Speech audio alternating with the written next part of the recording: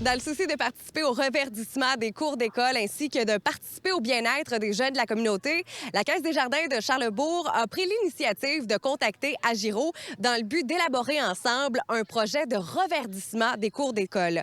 Aujourd'hui, on se trouve à l'école secondaire des Sentiers où a lieu cette première phase du projet. Aujourd'hui, c'est une journée de plantation d'arbres qui aura lieu.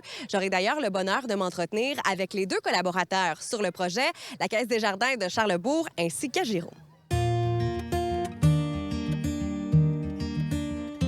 Monsieur Bergeron, vous êtes le directeur général de la Caisse des jardins de Charlesbourg. D'ailleurs, aujourd'hui, vous faites partie de l'événement parce que, veut pas, le reverdissement des cours scolaires, c'est important pour vous. C'est un projet qui a été déposé en collaboration avec Agiro. Je veux savoir comment tout ça a été mis en branle. Oui, bien, tout d'abord, c'est un projet qui date de 2 ans. On a commencé il y a 2 ans.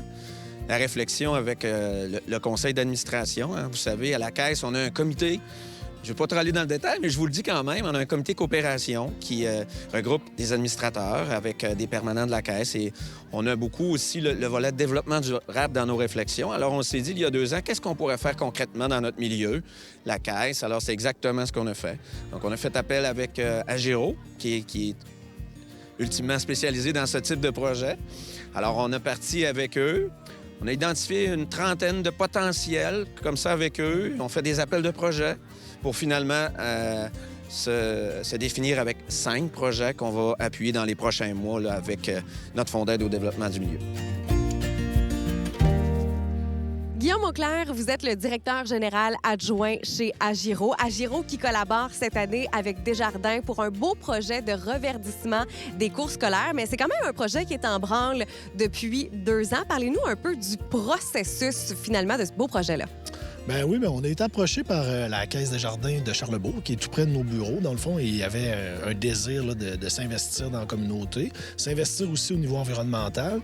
Donc, on a 5 projets qui ont été choisis. Fait qu'on va réaliser des aménagements quand même majeurs dans 5 milieux.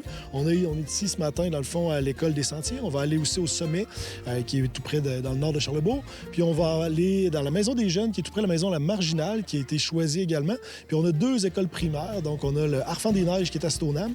Puis on a Montagnac, le volet La Montagne, qui est à Lac-Beauport, dans le fond, qui ont été choisis. Donc, ces 5 milieux-là vont avoir des plantations d'arbres, des aires de biorétention. Donc, vraiment, le paysage devrait complètement être révolutionné dans leur milieu. David Vien, vous êtes l'un des membres fondateurs du collectif Canopée, qui a pour objectif de faire du verdissement dans la région de Québec. Parlez-nous un peu du pourquoi du comment, finalement, vous avez décidé de lancer cet organisme. Oui, en fait, on est plusieurs organismes qui travaillent en verdissement depuis plusieurs dizaines d'années, soit le Conseil régional de l'environnement, région de Capitale-Nationale, l'Association forestière des Deux-Rives et Agiro, qu'on se disait ensemble, il manque de capacité de plantation dans la région. Il y a beaucoup de demandes. Donc, le besoin était grand, mais la capacité n'était pas si grande que ça.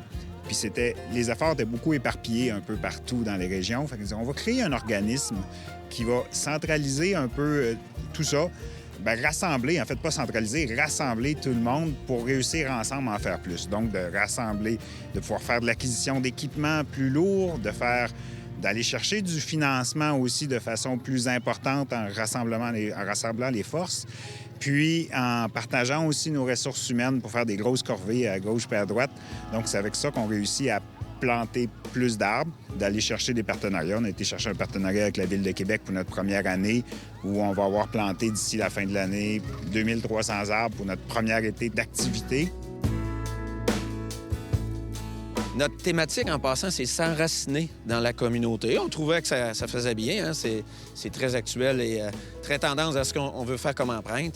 Mais ce projet-là, ça va durer à peu près 4 ans. 4 ans là, de temps de faire tout ça, puis bien le faire également. Fait que mettez là, que d'ici les 4 prochaines années, on va mettre la main à la terre, comme je vous disais ultérieurement. À quel point est-ce que c'est important pour la Caisse des jardins de Charlesbourg de s'impliquer de cette façon-là dans sa communauté et de sentir qu'on fait une différence là, auprès des jeunes? Ah, j'adore votre question. C'est l'ADN de Desjardins. La mission de Desjardins, c'est d'enrichir les personnes et les communautés aussi. C'est de la musique à nos oreilles, faire ça. Fait que d'être ici aujourd'hui, c'est tellement Desjardins de faire ça. Fait que c'est exactement ce qu'on veut faire. Fait que avec les jeunes, avec notre communauté répartie, C'est ça, Desjardins.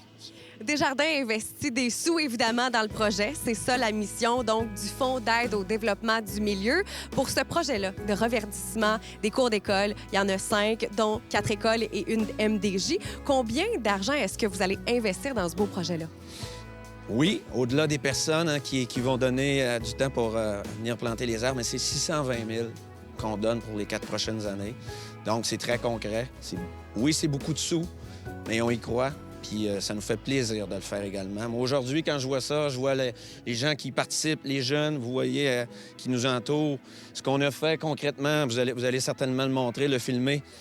Bien, ça vient concrétiser notre appui là, avec notre Fonds d'aide au développement du milieu. Fait que c'est une belle fierté pour nous. En plus de tous les organismes qui sont impliqués dans le projet de reverdissement, il y a aussi les jeunes qui sont énormément impliqués. À quel point est-ce que c'était important pour vous, pour Agiro, Desjardins, Canopé, d'inclure les jeunes dans ce projet-là?